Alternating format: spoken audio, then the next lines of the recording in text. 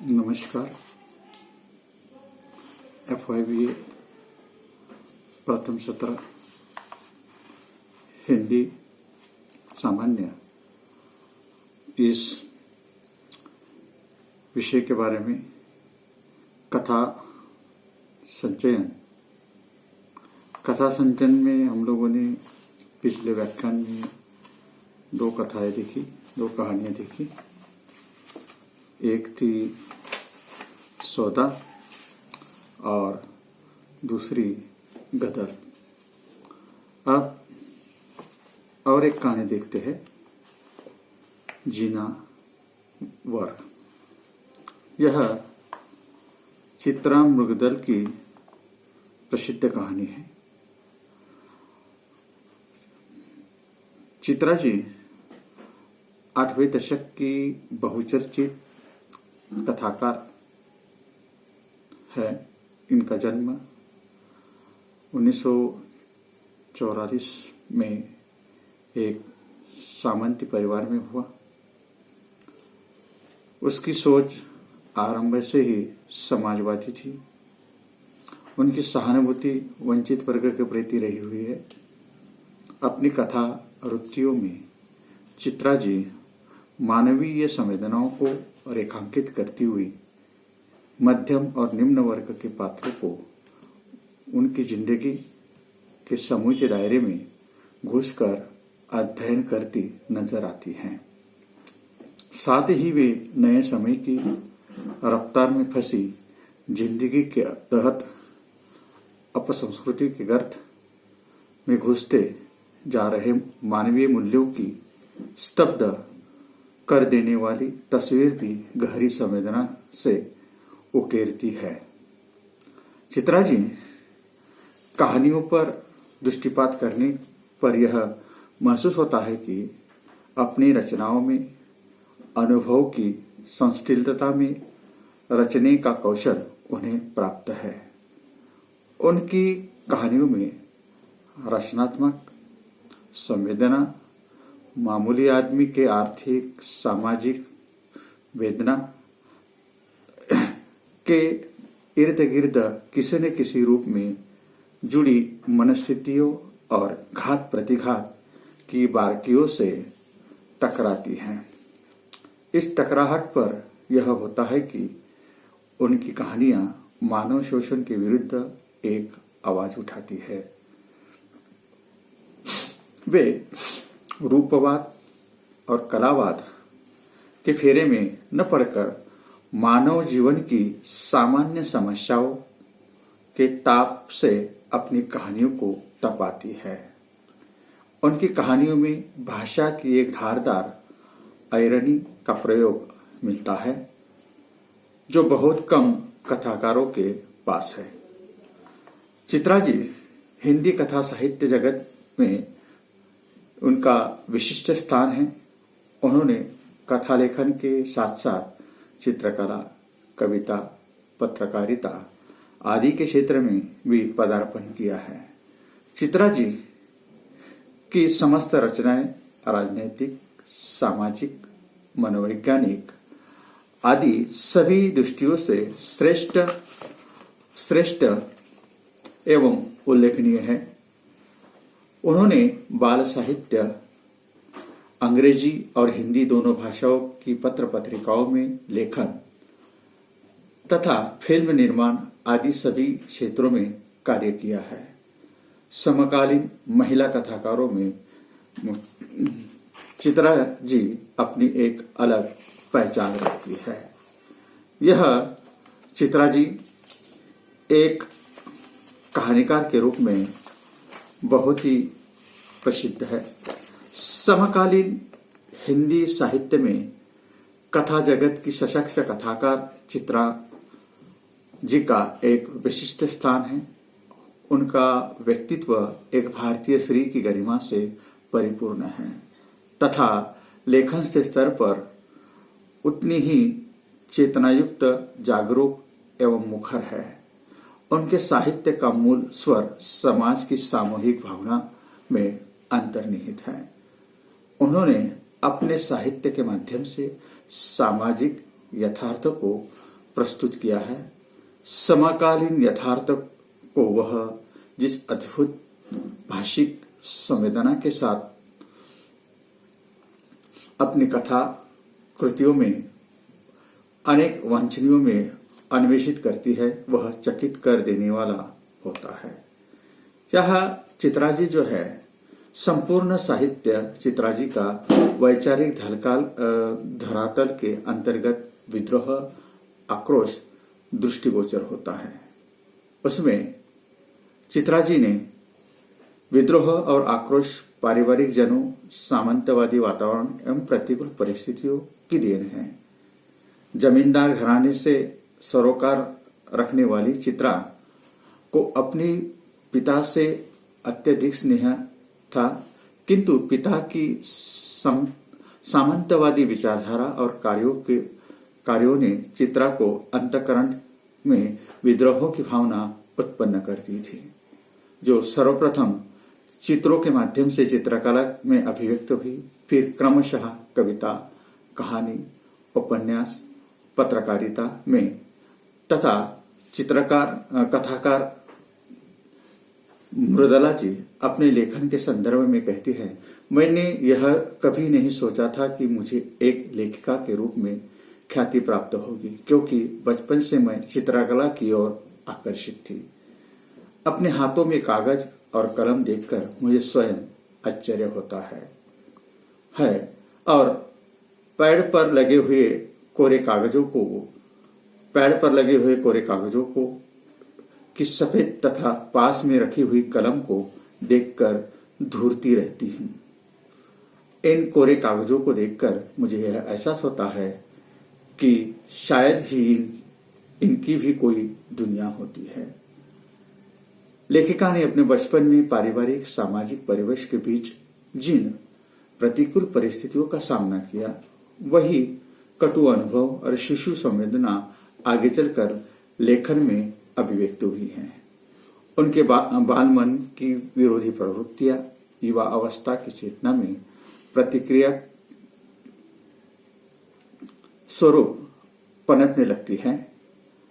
लेखिका स्वयं कहती है, लिखने का कारण विसंगतियों से उपजे वे आंतरिक दबाव और असंतोष होते हैं, जो किसी भी अति संवेदनशील व्यक्ति को अभिव्यक्ति के लिए प्रेरित करते हैं।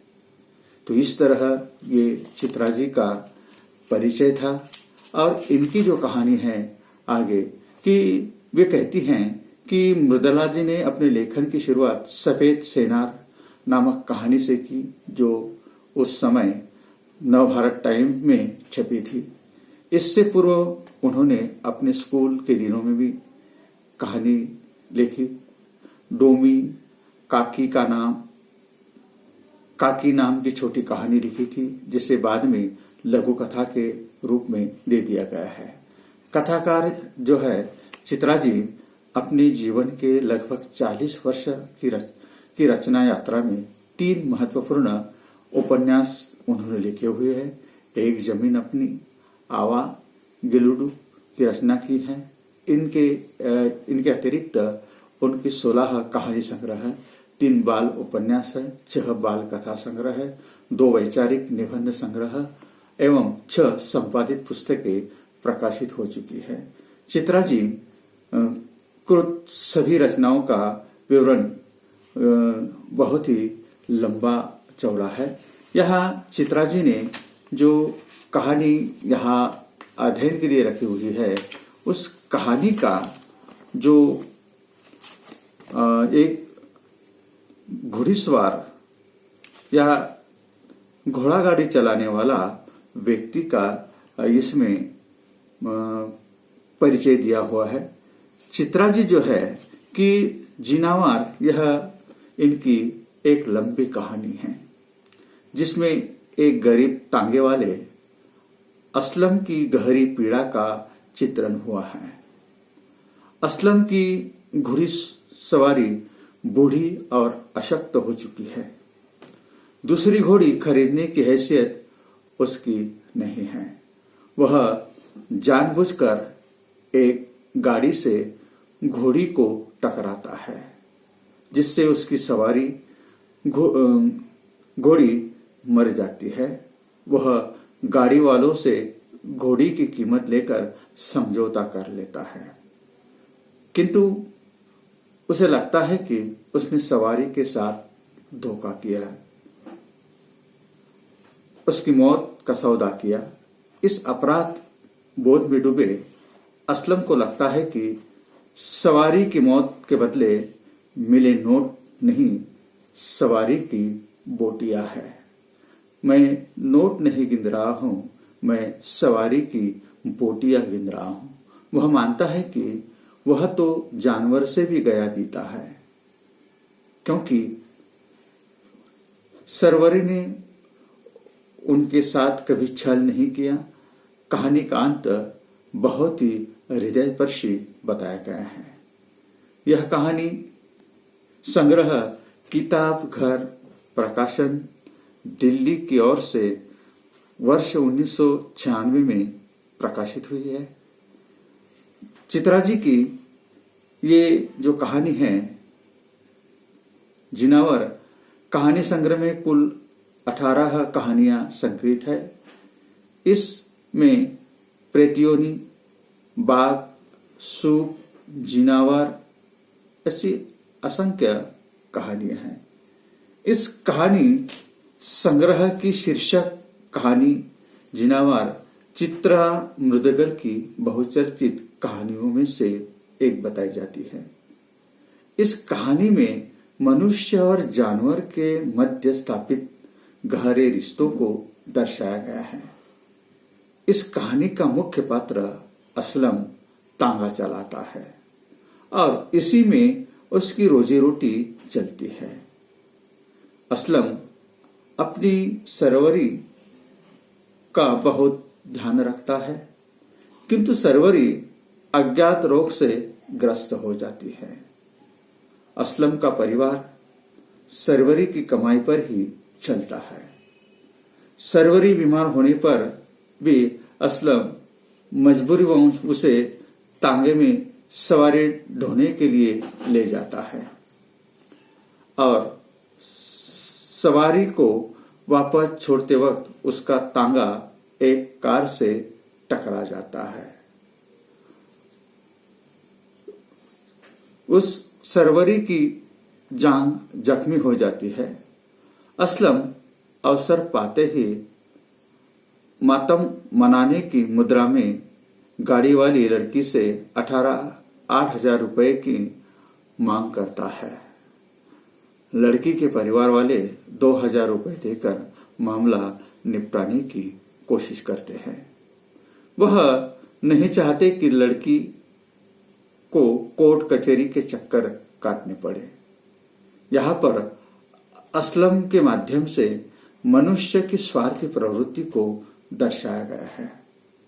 यहाँ वह हमेशा सरवरी का उपयोग करता है, लेकिन जब सरवरी बूढ़ी हो जाती है तो उसका दुरुपयोग करता है। सरवरी पर उनका परिवार चलता है और उसी को ही धोखा देकर एक दिन वह एक कार से टकराता है और उसमें ये जो सरवरी नाम की घोड़ी है वह घायल हो जाती है, उसकी जान को लग जाता है। इसका वर्णन यहाँ चित्रा जी ने बहुत ही हृदयस्पर्शी भाषा में किया हुआ है। कहानी लंबी है, लेकिन इसका संक्षेपण अगर हम कहें, इसका सारांश अगर हम कहें, तो ये सारांश मैं आप लोगों को बता रहा हूँ। शुरू से लेकर आखिरी तक ये इस कहानी का सारांश है। आगे चित्रा जी कहती हैं कि सरवरी की मौत हो जाने पर उसे पछतावा होता है और पत्नी को सारी बात बताता है। यही सोचकर अपनी मौत तो वह मरेगी ही, आगे भी किसी गाड़ी से भेड़ दूंगा तो वह मरते मरते अपनी कीमत अदा कर जाएगी। मतलब यहाँ चित्रा जी ने मनुष्य की स्वार्थी वृत्ति जो है, पैसा क्या है पैसों की स्वार्थी और लालसा को यहाँ चित्रा जी ने स्पष्ट किया हुआ है कि मरते मरते भी वह प्राणियों का उपयोग मनुष्य किस तरह से करता है, इसका हृदय स्पर्शी वर्णन चित्रा जी ने इस कहानी में किया हुआ है। यह सोचकर वह आगे चित्रा जी कहती है कि किसी गाड़ी से भेड़ दूंगा तो वह मरते मरते अपनी कीमत अदा कर जाएगी। ये नोट नहीं, मेरी सरवरी की बोटियां है।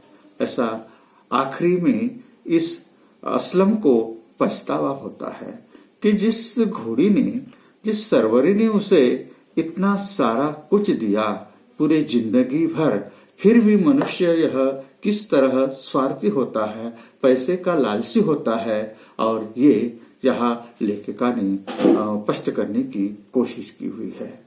यहाँ लेखिका ऐसा कहते हैं कि प्राणी मरते के बाद भी इंसान को कुछ न कुछ देकर जाता है। तो ये पालतू प्राणी जो है, मतलब सरवरी जो है, ये सरवरी यहाँ आखिरी में उसे और भी माला माल कर जाती है। लेकिन कहानी के अंत में इस सरवरी के जो मालिक जो होते हैं असलम को पछतावा होता है। इसका वर्णन भी इस कहानी में चित्रा जी ने किया हुआ है। असलम अपने परिवार के बारे में सोचकर अमानवीयता से भरा हुआ कदम तो उठा तो लेता है, किंतु बाद में वह प्रायश्चित करता है। इस कहानी के माध्यम से लेखिका ने मनुष्य और जानवर के गहरे भावात्मक रिश्ते को अभिव्यक्त किया हुआ है। तो इस तरह यहाँ चित्रा जी की जो कहानी जो है, चित्रा जी की कहानी ये जो है, इस कहानी की समीक्षा जो है, इस कहानी की समीक्षा मैंने आप लोगों के सम्मुख रखने की कोशिश की हुई है। तो ये है जिनावर चित्रा मुर्तुगल की प्रसिद्ध कहानी, जिसकी समीक्षा मैंने आप लोगों के सम्मुख रखने की कोशिश की हुई है। यहाँ पर हम रुकते हैं।